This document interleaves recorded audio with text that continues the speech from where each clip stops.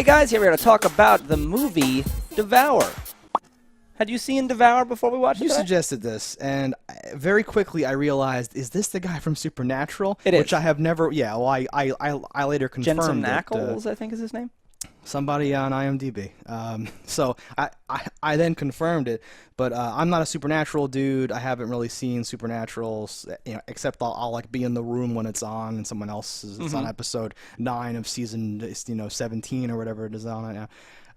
So that I've never heard of this movie before. I did not know that it existed, and I was shocked that the Supernatural guy's in it. But it's never come up in any circumstances. So this is an older movie, and older in quotes. It's 2005. The Golden Age. This is pre-Supernatural, pre-My Bloody Valentine, like. My Bloody Valentine 3D. Is he in that as well? Yes, he's the main character of that one. I don't know this dude. So I was like, I had never heard of this movie, and I was like, what is this? I was at the thrift shop and I saw it for $2, and I was like, all right, well, I'm getting this because what is this? And do you think that it was buried by his team? Well, it was a direct-to-video movie, so it wasn't theatrically released. Oh, okay. So that explains a little bit more as to why I didn't see it. And the video store we worked at didn't carry this movie, so had just never seen it. That's going to recontextualize some of my stuff. So just like the quick version, like I did not like this movie. I don't know how No, you it was felt about not this good. movie.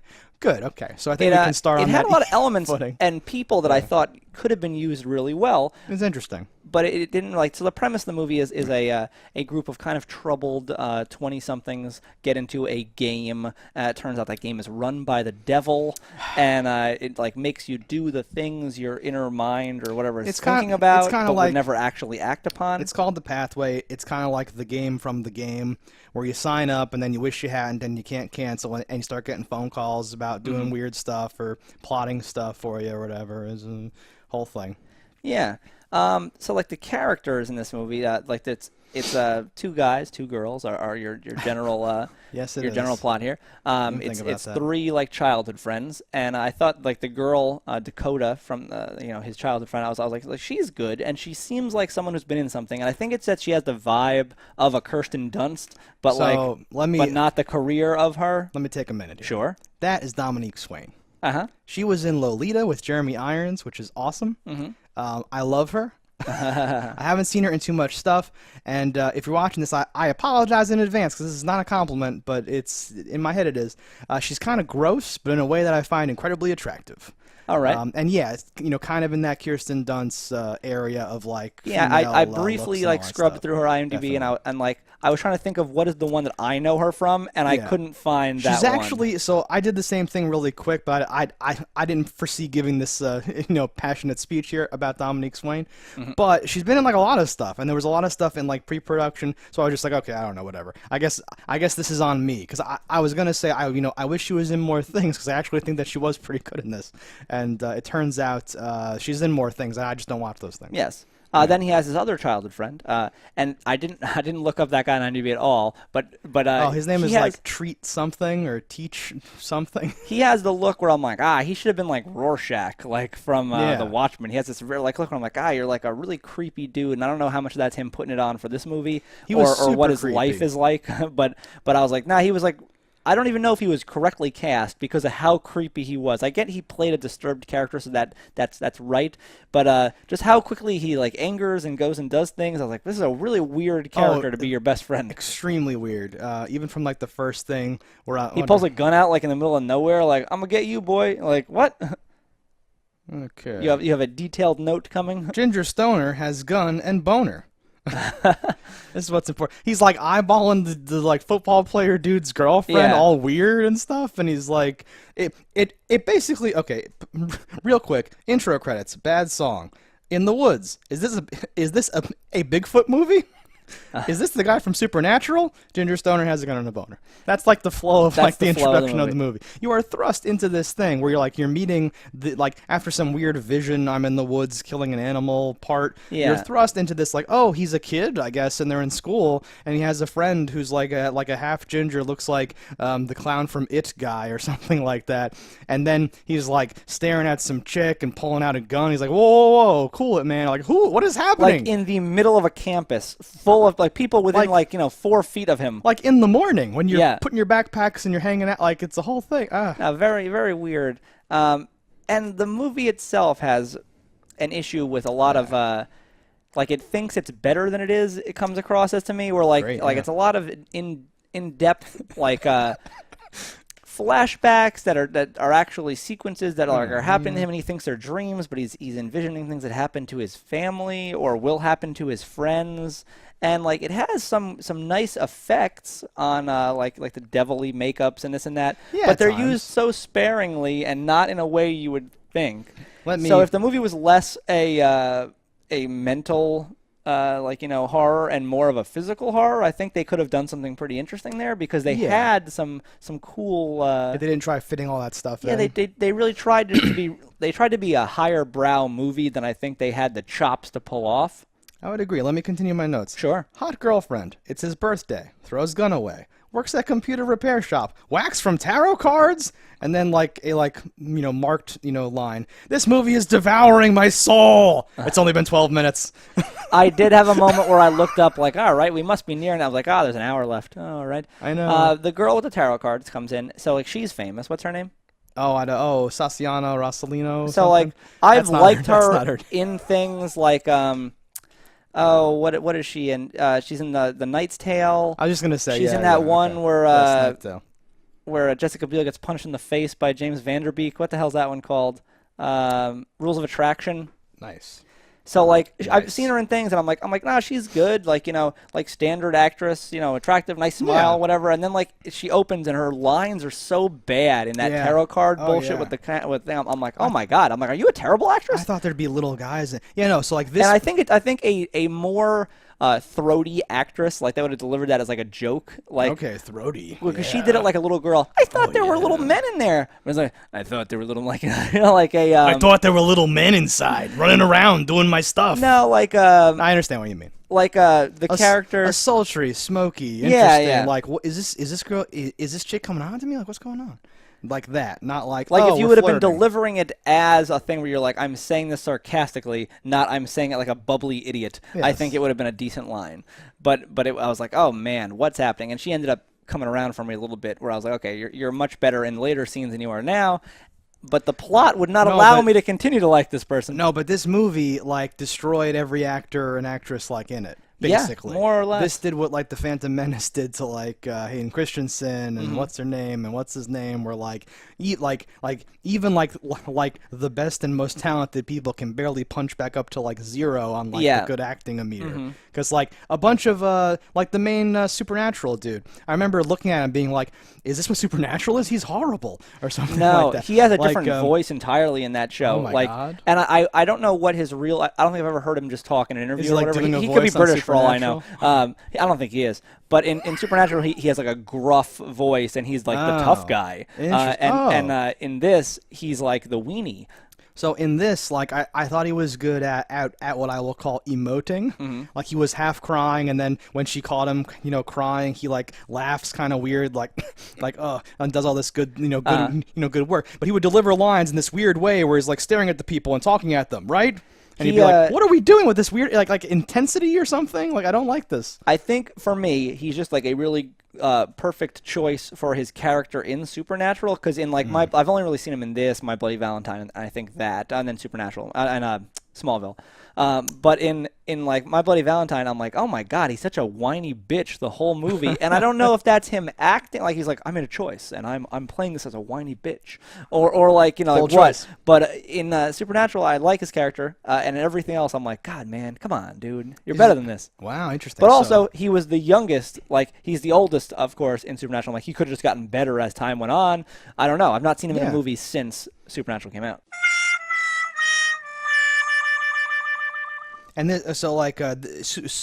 Supernatural starts the same year this movie came out. So he went off and went and did Supernatural. So he might have in the early Supernatural days, maybe as a pivot from this, where it's that movie tanked. I'm gonna do a character. Actually, you know what? My Bloody Valentine came out after this, so I guess he is just a weird choice of acting. Was he? So in My Bloody Valentine, he was more like this. You're saying? Yeah. Interesting. Whinier than this, actually. Whinier. Well, you have to try to be whiny, I think. Yeah. You can't just do it. All right.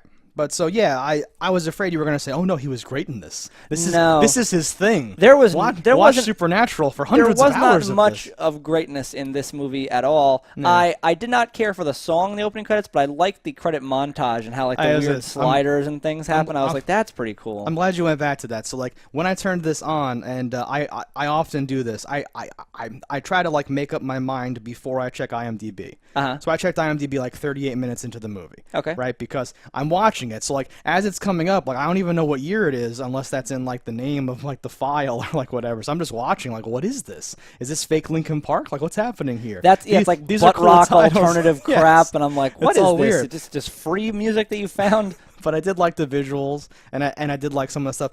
And I should just get this out of the way before I forget. Like it was like. There's like crane shots and dolly shots and like focus racks or like soft shots.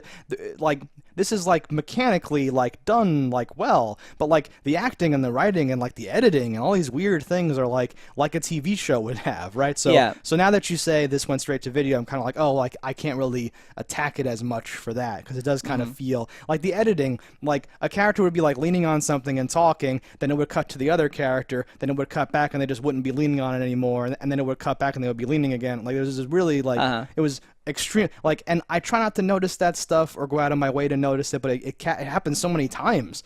I was just like, what is happening? Like, why? Like we're cutting back and forth between like different takes that don't mash up together. I have a big issue with any movies involving like demons and like fate and bullshit because they're that's a lot of movies. And this is my big issue is that when it feels like an unwinnable fight. And I'm like, and this is like the definition of the unwinnable fight, where I'm like, all right, nothing mattered. You couldn't prevent anything. Your allies were actually your enemies. In the end, like you just lost, and it just ends. And you can take it in. I guess there's an interpretation here at the end where you could go, oh no, I think he was just a crazy person the whole time. And it's like, but if that were true, how did his friends die? And like he killed them. But I took so many notes on this. What's wrong with me? The idea. So the ending of this movie is the love interest girl from A Knight's Tale, the one that works at a hospital with his mother, is actually the one who the minute she showed up and it was it's Wax from tarot cards. I'm like, she's in on it. She works for like the pathway and whatever, it's happening, whatever, right? But they managed to make her in on it in a way that makes like such a weird. I figured when they first introduced her, she'll help them. I thought that he was gonna bump back into her like, tarot cards. You could tell me about the devil, right? Like some really stupid connection. Draw a circle on the ground. We have to protect ourselves. Yeah. But in actuality, it turns out that she is his mother from years earlier that has changed her form to get close to him. Fuck him. And has sex with him at one point in time. And then says like, well, I drink this blood. I can stay it's like, will you stay with me in any form you want? And I'm like, what the hell is going on here? Well, the devil gets such down. Such a weird fucking thing. The ending. But like she is the devil? Like what are you to believe? Is she just a demon in service of the devil? I'm glad that you are, and I'll be charitable here and say confused about this. Sure. Because I was confused about this. I wrote down the entire ending monologue. I'm not going to perform it now because I'm chickening out, but I was going to. At one point, it says, the devil couldn't kill our child? Is that what he says? Because whether it's our child or her child, I don't understand that line. I watched it twice to try to find out what this line was. Because the first time I heard it, I'm like, wait, what is the because this is like ending your movie with a bunch of voiceover to act like that's only Rod Serling is capable of doing this. You can't just record voiceover over like a shot of like the main character getting whisked away in like a cop car and act like that's your ending. That's like horrible. No, it was a very piss poor ending that left me super disappointed. Yeah, because like you needed one more shot in like the insane asylum or the hospital or something. Like you have to do something. Something, right? You have to have something happen. Not like a lot of stuff, but just like anything. You can't just voice it over and act like that counts. But what he says is, this is the punishment. Now I'm framed because I wouldn't go with them. But all she wanted you to do was drink the blood, and she like fed it to you. So like, didn't that do the thing that needed to happen? Because he stabbed her, I guess. She said, "Fuck it," because he had an option of either coming with her or going back to your normal life. And this is his normal life now. She managed to pervert and ruin his normal life. There's so many things that I just wanted more explanation about. But the stay with her option was you just have to drink the blood to do that. But she fed him the blood anyway. So what does the blood do? I think that was just to fuck with him. I don't know. I don't know. The thing I would like to know, so earlier on, the father says, we sacrificed so much for you. And he's like, what did you sacrifice? And then like later on you find out that they actually came into a closet or whatever that was, a demon was giving birth to a child, and they snatched it and ran. Yep. And you see his mother, by the way, the father is actually his father in real life. What? Yeah, I saw that. Is he an actor? Yeah, apparently. I mean, I don't know. But you see the mother fall. And then the father snatches up and they run again. And I would like them to address that that's where she got into the wheelchair. Like she fell like in that part. But none of that makes sense because then it was like there's no one home to take care of you. There would have been no one home to take care of her ever because the dad would have had to work and there would have been a baby. So like how did she eventually end up in this thing? Without her there at home to keep him from fighting, like what do you mean? Like, no, and you have what? And you have to have established better when he tells the story. Well, the three of us were in a car. It was a miracle that any of us survived, or whatever. Mm-hmm. My dad hit a thing, or something like that. You would have had to have survived. Clarified that happened when he was so young. Yeah, he was a toddler, a baby. That he doesn't remember it or whatever, right? Yeah. Yeah, I know. No, there's a bunch of stuff like that where if you go back and you're like, well, wait, why did you have him say that then? Because that doesn't make sense. Just have him say something else. What's happening, right? Yeah. Very upsetting. I don't know. Because there's a whole part. The only character development you give the dad is, I work at the mill and I sing in the choir and I guess that makes me religious and then I'm drinking. And they say he's been 5 years sober, so like any viewer would assume the car accident was 5 years ago, and that's why he gave up drinking. He was drinking and that caused the accident or something. You could make all these inferences that would make sense. Which are not true apparently because she's been a quadriplegic his entire life, and you're like, that doesn't make any sense. Oh. Like what? No, it's a lot of things. And like when you say like, well, what would you script doctor to fix this? I'm like, I would take all the actors and then write a new script. Like you would. There's stuff in here, right? We talk. So like something else. Keep the makeup guy, the guy that did all your monster production. He was great.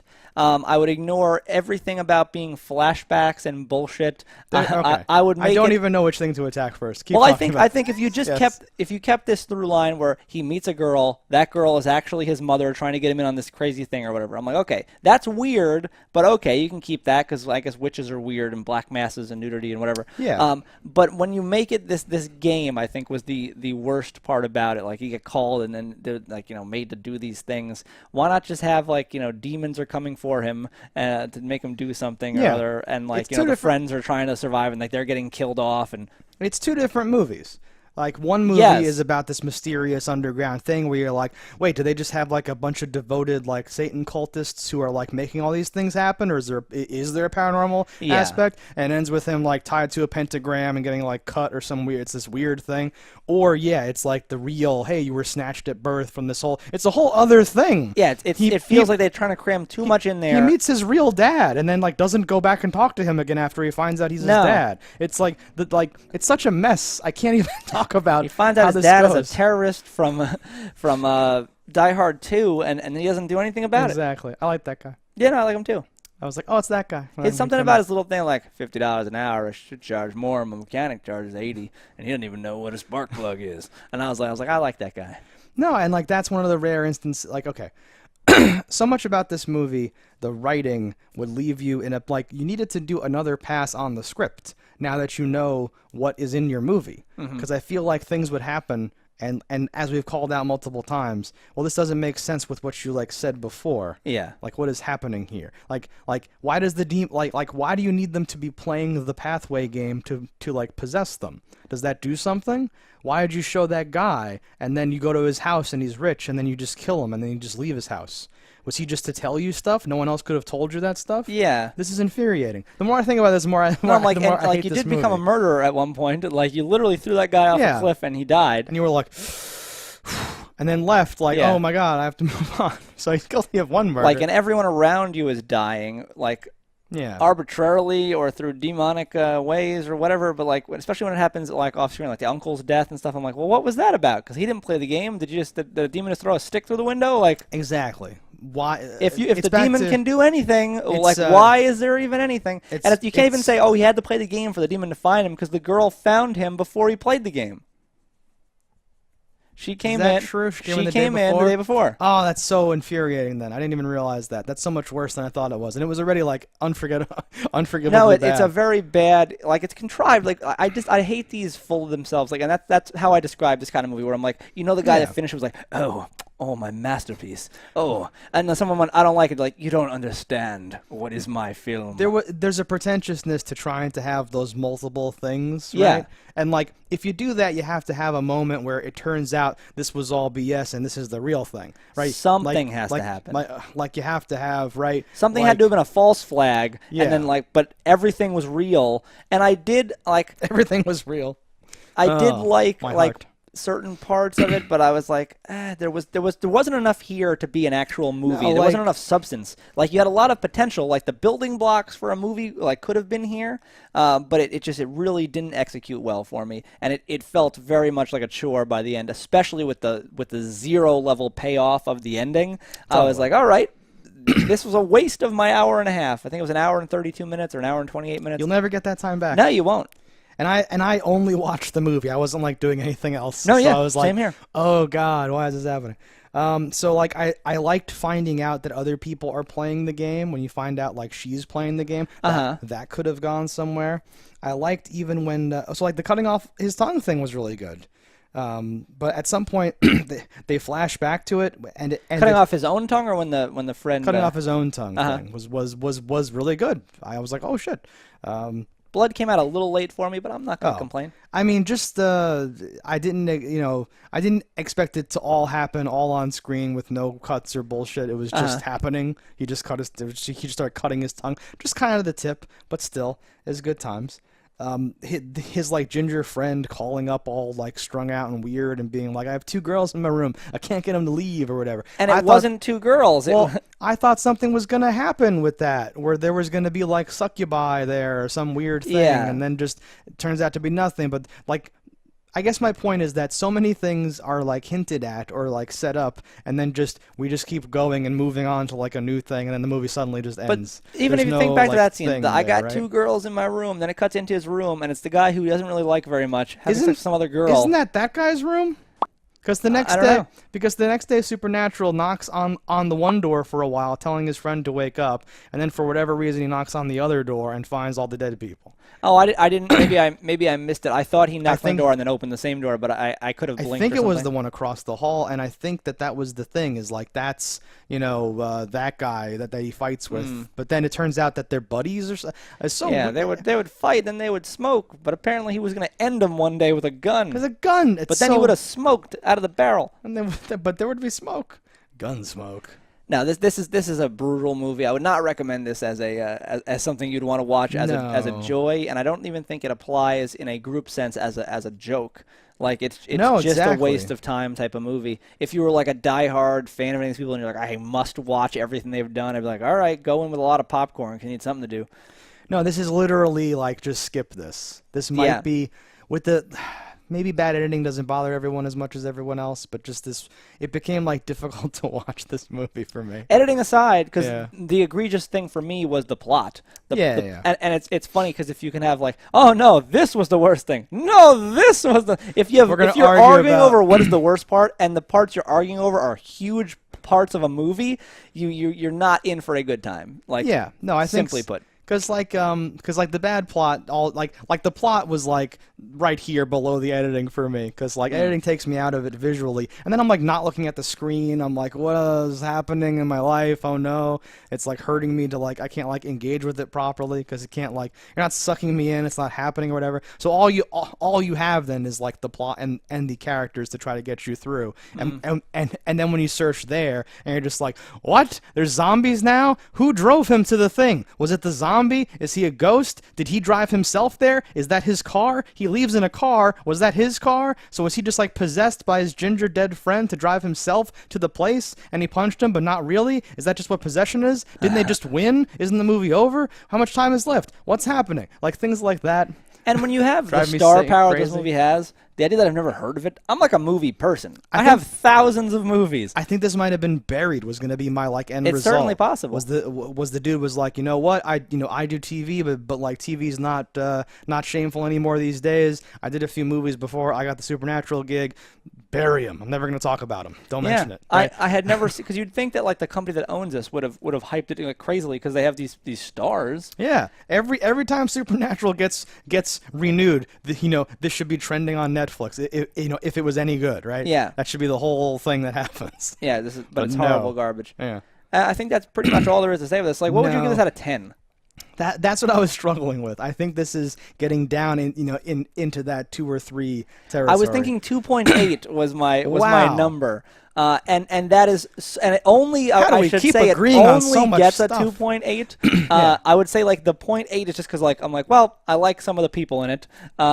Like it got 1 star because I'm like, well, the effects were good, just not used properly. Yeah. Like most movies just start out with a 1 if they're an actual movie. I'm like, well, the sound was fine, the visuals were fine. So like 2.8. No, like and honestly, like if you watched it, if you just saw little snippets without the sound or something, you'd be like, yeah, that's a movie. Like, it doesn't seem like it's not. I would only give something like a 1 or a 2 if it was like not a movie. I did picture it being 4:3. When I first started and it was widescreen, I was like, oh, a treat. And then I was so wrong. Oh, a treat.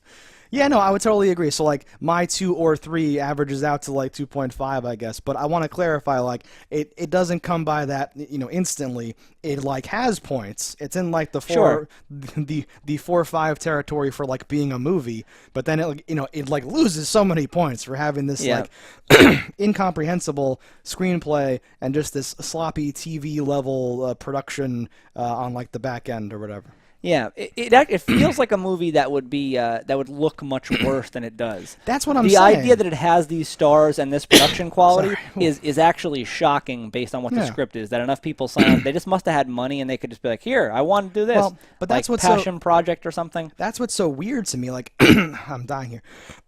I didn't look up like the story of this production and like maybe something happened or whatever, but I wouldn't be surprised if something happened because I feel like when this was being shot, there's all this stuff. There's lighting, there's angles, there's like setups. The camera's like moving and it's like well done. Yeah. But then like the cutting and just the overall composition of the movie is such a mess. It's weird. It like throws me for like a loop because usually if some of those things are this bad, they're all this bad, and it's very easy to just say kick this into the garbage, forget about it. This was a unique viewing experience that I hope no one else ever has to have. Yeah, so final thoughts. This is obviously a thumbs down for both of us.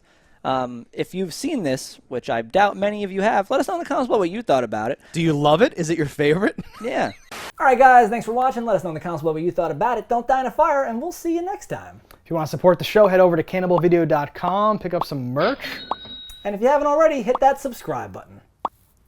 That's all right. Yeah, that's something. Whatever. Fuck these motherfuckers.